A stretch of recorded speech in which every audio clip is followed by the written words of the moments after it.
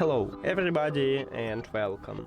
In this video I'm going to show you how to pair your headphones Sony with your PC.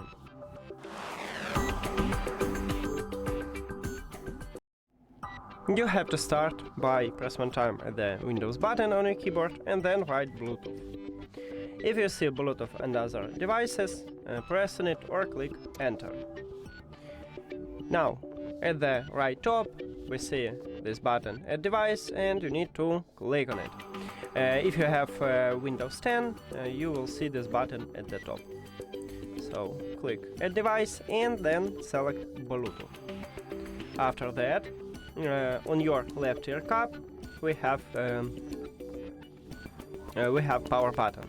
And you need to press and hold on it until the LED light near to it starts flashing blue and red. So press and hold, and of course your headphones should be turned on, and then you can press and hold on it. Here we go.